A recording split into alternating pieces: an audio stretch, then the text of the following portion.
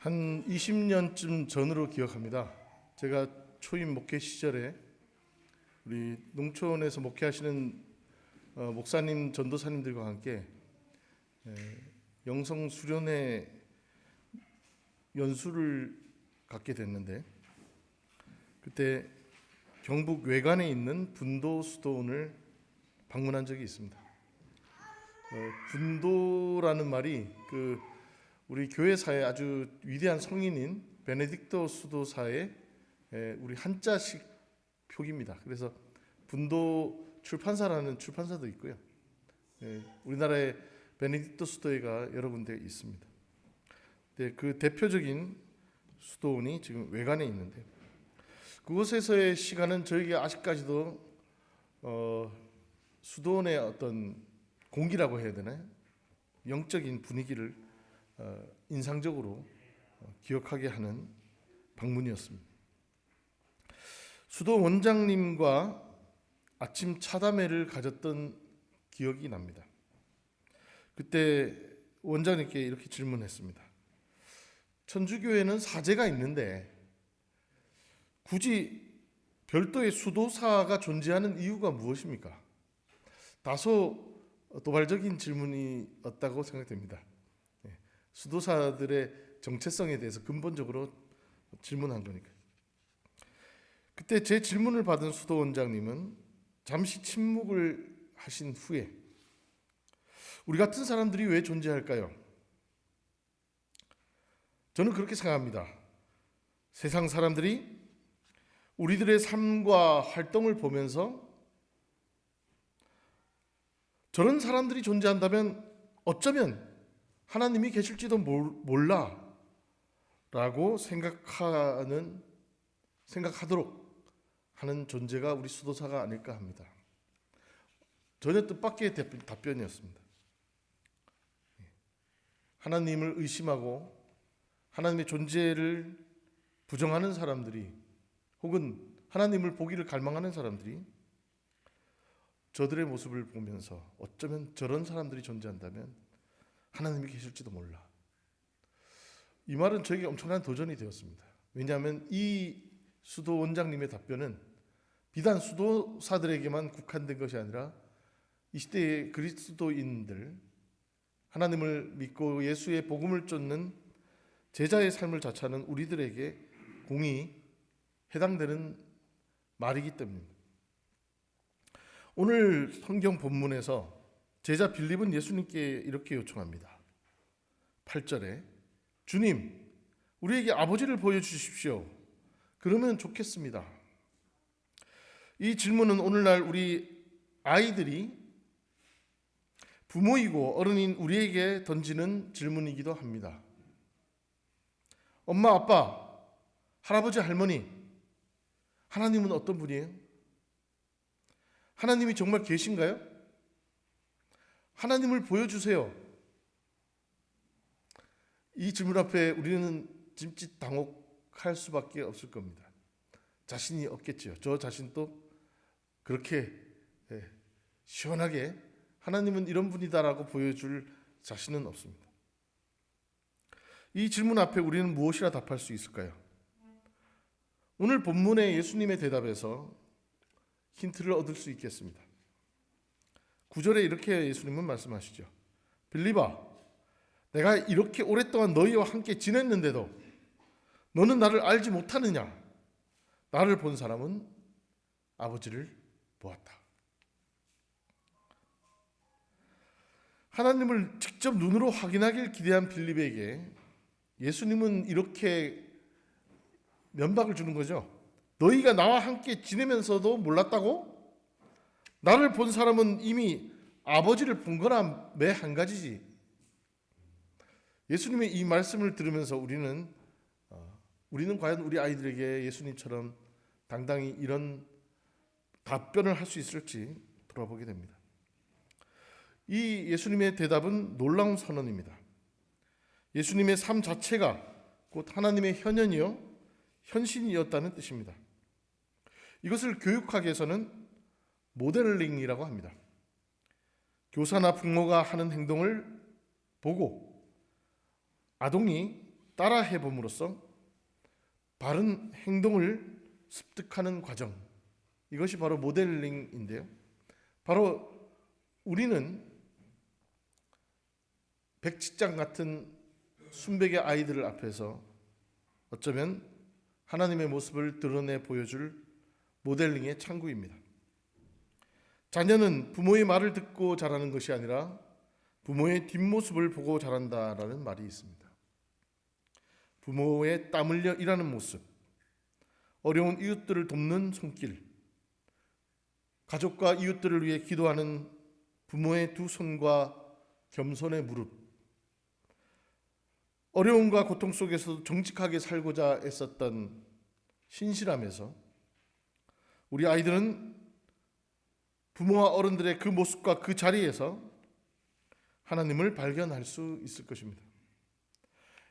이는 하나님의 존재를 확인하는 통로가 거창한 이벤트나 행사, 특별한 연출이나 기획을 통해 주어지는 것이 아니라 우리의 평범한 일상, 우리가 함께 어우러져 지내온 삶의 현장, 특별히 가정의 소소한 만남과 부딪힘, 부모와의 대화 표정 속에서 하나님을 볼 수 있다는 가능성을 오늘의 말씀이 증언해 주는 것입니다.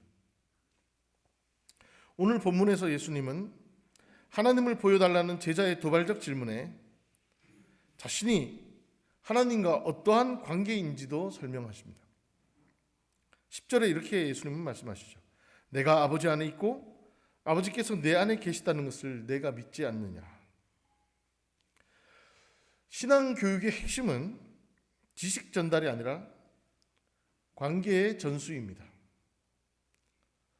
부모와 자식 간의 관계도 배워가면서 익어가듯이 이제 하나님과 엄마 아빠가 맺었던 그 관계를 자녀가 새롭게 하나님과의 관계를 맺을 수 있도록 견인하는 것. 예수님과 하나님이 하나였던 것처럼 부모와 자녀가 주 안에서 깊은 사랑의 관계를 맺을 때 그 통로를 통해 복음이 흘러 들어갑니다. 부모가 자녀를 주님의 사랑으로 용납하고 기다려줄 때 아이들은 비로소 하나님 아버지도 나를 이렇게 기다려주시겠구나 하고 하나님의 인내와 기다리심을 이해하고 체득할 것입니다. 우리가 자녀 안에, 자녀가 우리 안에 사랑으로 거하는 관계가 될 때 비로소 아이들은 보이지 않는 하나님의 존재와 그 넉넉한 품을 이해할 수 있게 될 것입니다. 수도사들의 존재를 통해 사람들이 하나님의 실제를 다시금 긍정할 수 있게 되듯이 우리 아이들은 부모로서, 어른으로서, 선생님으로서의 우리들의 모습, 우리들이 하는 일 속에서 저분들의 삶을 보면 어쩌면 하나님이 계실지도 몰라라며 하나님의 존재를 발견하고 하나님의 뜻과 능력이 자신에게도 선물되고 잠재되어 있음을 깨닫게 될 것입니다. 즉 우리 어른들은 하나님의 빛을 받아 아이들에게 그 빛을 비추어주는 존재가 되어야 합니다. 그리하면 우리 아이들은 그 빛을 받아 누구도 상상 못할 놀라운 능력과 잠재성을 키워나갈 것입니다. 오늘 본문의 마지막 12절은 바로 이 잠재성에 대한 예수님의 보증입니다. 놀라운 약속이 담겨 있죠. 뭐라고 되어 있나요? 12절에 내가 진정으로 너에게 말한다. 나를 믿는 사람은 내가 하는 일을 그도 할 것이요 그보다 더 큰 일도 할 것이다. 저는 어릴 때부터 이 본문을 읽을 때마다 놀랐습니다. 내가 어떻게 예수님이 하신 일보다 더 큰 일을 할 수 있지? 근데 그걸 예수님이 보증해 주신다고? 이것은 예수님이 갈릴리에서 시작하신 하나님의 나라 운동이 전 세계로 확장되고 우주적 구원으로 이루어질 것이라는 예수님의 그 원대한 꿈과 비전을 우리가 이어서 수행할 것이라는 말씀과 다름 아닙니다.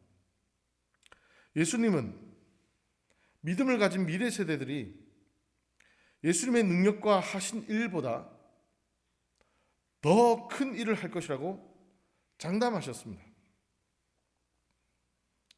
그러한 더 큰 일을 이루기 위해 이제 우리가 우리 아이들에게 물려줄 가장 큰 유산은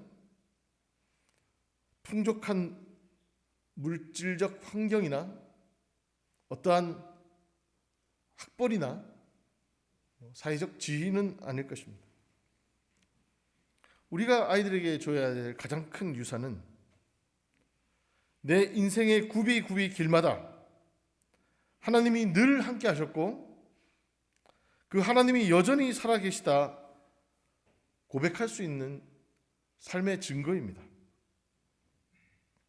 우리가 온전히 하나님을 내 삶의 중심으로 영접하는 모습을 보일 때 우리의 아이들은 우리를 통해 하나님을 아버지로 보게 될 것입니다. 어린이 주일인 오늘 우리는 우리 자녀들이 우리보다 더 훌륭하게 자라기를 바랍니다. 하나님의 마음도 같습니다. 예수님은 당신이 닦아놓으신 그 길 위에서 성령을 받은 우리가 온 세상에 복음을 전하고 사랑을 실천하는 더욱 넓고 큰 역사를 이루기를 원하십니다. 우리가 하나님의 자녀라는 정체성을 확실히 가질 때 우리는 세상을 두려워하는 존재가 아니라 마침내 세상을 변화시키는 존재가 될 것입니다. 사랑하는 아펜젤러 인후교회 성도 여러분, 그리고 이곳에 거하시는 세계 각국의 선교사님들과 그 가족 여러분, 어린이 주일을 맞아 나 자신을 곰곰이 돌아보는 시간이 되시기를 바랍니다. 우리는 너무 빨리 어른이 되어버려 하나님의 도우심 없이도 살아갈 수 있는 것처럼 교만해진 것은 아닐까요? 혹은 하나님 아버지를 보여달라고 떼를 쓰면서도 정작 곁에 계신 주님의 손을 놓치고 있진 않았는지요? 예전에도 어린이 주일날 한번 소개를 드린 적이 있습니다. 제가 동대문교회 전도사로 있을 때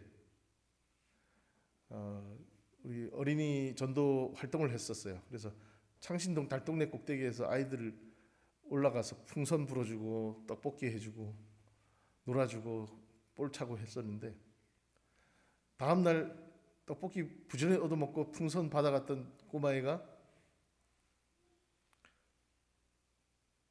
다음날 교회에 나오겠다고 약속을 했는데, 다음날 아침 주일 예배 데리고 가려고 꾸역꾸역 올라갔더니 이놈이 불러도 안 나와요. 그래서 야 나와라 이랬는데 안 나오니까 제가 대문 안으로 고개를 이렇게 들여다보았습니다. 근데 이 꼬마애가 나랑 이렇게 벽 뒤에 숨어 있다가 나랑 눈이 마주친 거예요. 깜짝 놀라서 후다닥 도망가니까 제가 쫓아갔어요. 그래서 딱 어깨를 잡고는, 이 녀석아 어제 전도사님하고 약속했잖아 교회 가기로. 그 꼬마애가 XX 뭔지 아시죠? 그 창신동 달동네 그 위에 애들이 좀 입이 좀 셉니다. XX 나 데려가면 얼마 받는데? 딱 그러더라고요. 그때 제가 가슴이 무너져 내리는 슬픔을 느꼈었습니다. 그리고 제가 좋아했던 포크 가수가 있는데 김광석 씨라고 아시죠? 그분이 부른 노래 중에 슬픈 노래라고 있어요. 그 슬픈 노래 가사 중에 어린 아이에게서 어른의 모습을 볼 때 슬픈 노래를 불러요. 슬픈 노래를, 이런 가사가 있습니다. 여러 인생의 슬픈 상황들에 대한 담담한 노래였는데, 옛날에 그 노래를 부를 때 어린 아이가 무럭무럭 커서 어른이 된 모습을 볼 때 내가 이렇게 그새 늙었구나 라는 자조감으로 슬프다라는 느낌을 느낀 건가? 제가 그런 생각이 들었었습니다. 근데 그때 그 꼬마애가 XX 나 데려가면 얼마 받는데, 그 소리를 들을 때 슬픔이 확 밀려오는데 그 김광석 씨의 노래가 절절하게 이해가 되더군요. 우리 아이들이 그렇게 어른들의 사고방식과 어른들의 계산법과 어른들의 눈으로 세상을 보지 않도록 만들어주는 그것이 우리의 역할일진데, 우리의 아이들은 너무나도 빠르게 어린 아이에게서 어른의 모습을 보여주는 게 아닌가. 그래서 세상 번잡하게 어른들의 만들어 놓은 시스템 안에서 버겁게 살아가는 어린이들을 볼 때마다 슬픔이 밀려옵니다. 예수님은 오늘 우리에게 말씀하십니다. 9절에 나를 본 자는 아버지를 보았다. 예수님은 다른 복음서에서도 다음과 같이 빌립의 질문에 대답하십니다. 마태복음 5장 8절에 마음이 깨끗한 사람은 복이 있다. 그들이 하나님을 볼 것이다. 예수님이 다른 성경에서 이렇게 답하시네요. 너의 마음이 어린이와 같이 청결해지거라. 마태복음 18장 3절에 너희가 돌이켜서 어린이들과 같이 되지 않으면 절대로 하늘나라에 들어가지 못할 것이다. 예수님을 통해 나타난 하나님의 사랑을 전적으로 신뢰하시기 바랍니다. 하나님 아버지는 여러분을 단 한순간도 혼자 두지 않으십니다. 그리고 우리도 다시금 어린이의 심성을 회복하여 예수님이 약속하신 더 큰 일을 이루기 위해 우리 가정과 일터에서 믿음을 잃지 않는 복된 아편절 인후교회 모든 성도들, 이곳에 거하시는 모든 선교사님들과 그 가정 되시기를 간절히 축원드립니다. 사랑의 하나님, 오늘 어린이 주일을 맞아 우리가 하나님의 자녀임을 다시금 깨닫게 하시니 감사합니다. 빌립처럼 눈에 보이는 것만을 구하는 연약함을 용서하여 주시고 우리 곁에 계신 예수님을 통해 날마다 하나님 아버지를 만나는 은혜를 주옵소서. 우리를 믿어주시고 더 큰 일을 할 것이라 격려하시는 주님의 말씀에 힘입어 세상 속에서 당당한 하나님의 자녀, 천국의 시민으로서 우리 모두, 우리 아이들이 살아가게 하옵소서. 우리를 사랑하시는 예수님의 이름으로 감사하며 기도드립니다.